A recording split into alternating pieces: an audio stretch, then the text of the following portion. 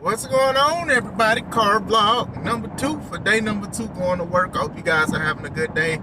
On my side of town, it's beautiful, But sometimes even people thank God for the rain and even the snow. God is good. God loves you. Christ loves you. I love you.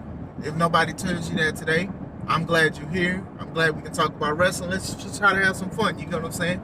Make sure you subscribe to the channel as you're listening to me speak. Make sure you subscribe to the C3 Ultimate Wrestling YouTube channel. That is me and my wife's professional wrestling company, C3 Ultimate Wrestling. We have a show June 10th. It's in Crown Point, Indiana. I hope to see you guys there. I wanted to talk about Bret Hart's comments towards AEW / Jon Moxley. You guys know how I felt about certain things that AEW does. I watch it. I watch the pay-per-views and things like that, and there's some things I like, some things that I don't like. And one of the things that I don't like, me and Bret Hart have in common. Bret basically doesn't like that it's a lot of gore, blood and gore. Now, to me, it has to make sense. I think that there was a time to when you saw blood, people was like, oh my gosh, this was like so serious and things like that, because it was a rare occasion or it was at big matches. Now it's at regular matches. Some of them are intentional and some of them are unfortunately unintentional. So you get a whole bunch of it. I mean, even CM Punk and Jon Moxley, when they were doing promos against each other, CM Punk said, oh, you're going to bleed on me. So then now it's just a recurring gig. I mean, a lot of people say it. Cornette talks about it. A lot of people talk about that Moxley bleeds a lot. So then on top of that, when he may or may not bleed every week or every other week, usually when it's, what was that?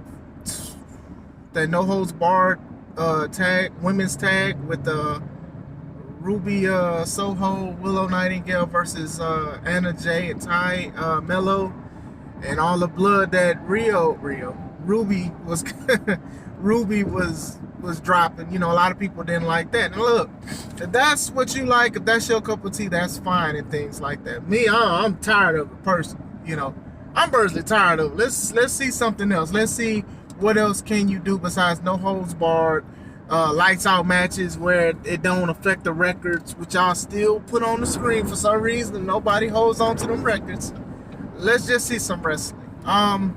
Moxley is going to be himself. I don't think he's going to change. If he goes back to WWE, it'll be crazy to see, because I don't think he's going to change much of who he is now. On AEW, on the independent scene, hardcore matches, crazy stuff, stabbing and things. And Bret talked about that too, saying like, Moxley stabbed somebody with a fork for 5 minutes. I'm assuming he's either talking about Paige or an old master Archer, but I'm assuming it's Paige. I could be wrong. I only read a couple excerpts from what Bret Hart said. But yeah, I've been saying like the same thing. And my thing is this, that is something I don't care for, but if you are a big fan of Jon Moxley, you know it's coming. So you're excited to see that. You get what I'm saying? When you see something and you like it and you're invested into it, you want to see a lot of it. When you see a Bucks match, you're going to see a lot of super kicks, you're going to see a lot of flips and a whole bunch of stuff. You see, then with Kenny, you're going to see that ×3 and stuff like that. You're going to see this kind of stuff. So people pay to see these kind of things, and they go home excited or happy because they know exactly what they're going to get. When I was younger, I wanted to see Scotty 2 Hotty do the worm. Not even just the forearm drop. I just wanted to see the worm because I was a kid. I wanted to see it. It was entertaining. You get what I'm saying? Like, or better yet, Too Cool. All 3 of the guys doing a dance at the end with the shades and stuff like that. That's what a lot of people see when they see Jon Moxley bleed. They like, we got to see him bleed. Now, to me, it's excessive. It's too much, and I do feel like Moxley can be one-dimensional sometimes. But at the same time, he's stuck in his ways. Especially now, you get a lot of money to do who he is and things like that. So, shout out to him and everything that he continues to do.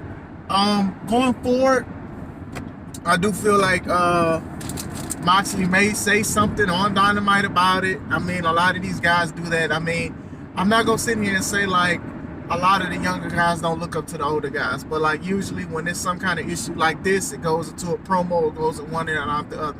There are reports and evidence of people not liking JR, being very critical and criticizing a lot of the younger talent on how they do things. A lot of people get mad at that. You know, like I said, you had a lot of guys like a JR, Arn Anderson, a Jake the Snake Roberts. You got a lot of these legends and things like that in the building, and they should be learning trees and stuff like that. And I do think that some do. I can't sit here and say I'm in their locker room. I do know that some are going to do whatever they want to do.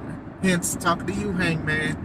I don't take advice from guys like that. You know what I'm saying? Like, to me, I've always said that a learning tree is very important. But if you are familiar with the Angry Wrestling Vet on Facebook, you do see that some people can say some bad advice, or it may come out the wrong way. But going back into it, yeah, I agree with Bret Hart. You don't need all that blood, you know. You can be a loose cannon, you can be intense, you can be all of this stuff, you know. I don't like calling white people who don't go by the rules like the next Stone Cold Steve Austin. I really don't like saying that. But, you know, you had a loose cannon thing, you know, the guy that looks like, you know, just a dangerous guy to be around, and people like to have fun and stuff like that. So, you know, we'll see. Like I said, like I've been feeling like AEW has they've been doing a lot of these stipulation matches and blood and all of this craziness stuff like that, and it's just like people bleed so much that when the blood counts, and y'all know what I mean when I say that, it don't count. It don't feel like it counts because it's so much of it. So I do think Bret, being one of the best wrestlers of all time, saying that to Moxley, who I wouldn't consider the best of all time, but some will because if they like his style. I think that is some sound advice. You know, he said it's going in a bad direction. I say it's going in a bad direction when ratings go down. And, you know, I know ratings be like around 1 million or less than 1 million and stuff like that. But, you know, I don't want the company to fold and things like that. I know a lot of people be like, oh, ratings ain't everything. Just shut up and watch wrestling. Nah, some people will care about ratings because, you know, a lot of you guys said that this was supposed to be the thing that replaces WWE and be the alternative. So some people are looking at that. And you may not care about the ratings and they may be low, but then you shouldn't be shocked if the ratings are so low. Like you try to watch it on Wednesday or Rampage on Friday and it ain't there no more. You know, when I was a kid, I used to like to go to a lot of toy stores, a lot of stores and stuff like that. Didn't know what was going on, and then it was closed. Didn't know. You know, I was a kid. I'm an adult now. I'm just saying, just going in and looking at stuff, you know. Ratings may not be the big thing for a lot of people and things like that. And some people do ridicule AEW for their ratings.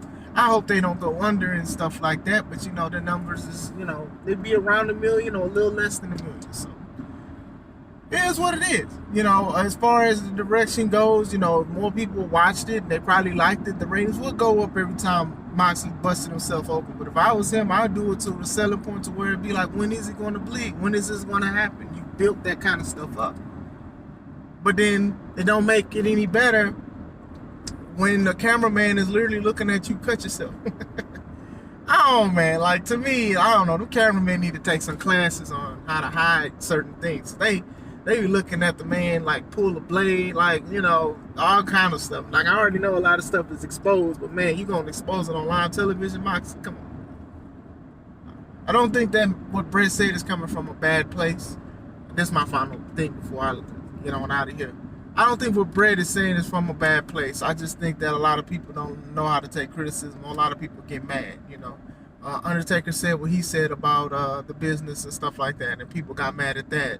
And some wrestlers were even saying, oh, well, you need to be in the trenches, and you need to do this, and you need to tell us, and you don't need to, you know, talk to us a certain way. And I'm like, how in the world is he supposed to tell you? And if you're talking about trenches, a guy that's been in the business for years before he made it into the WWE and stuff like that, he knew exactly what it was.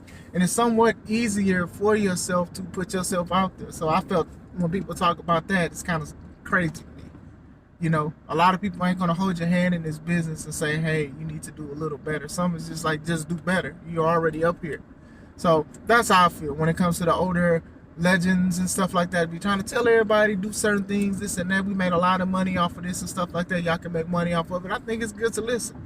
Like I said, Bret is not coming from a bad place. I just think that now, especially with society and even the rest of the community, how toxic that can be. A lot of people just think, oh, he's just taking jabs, he's just taking shots, and he just hates Jon Moxley. No, that's not the case. I don't think so. So what do you guys think about Bret? His comments. You guys think, like he said, it's going in the wrong direction? You don't need this blood and gore and stuff. Do you agree with him? Do you think Moxley needs to continue to do that because that's who he is? Like, what do you guys think? Make sure you like, comment, and subscribe. God bless you guys. This is Chris Classic. Let's take it home.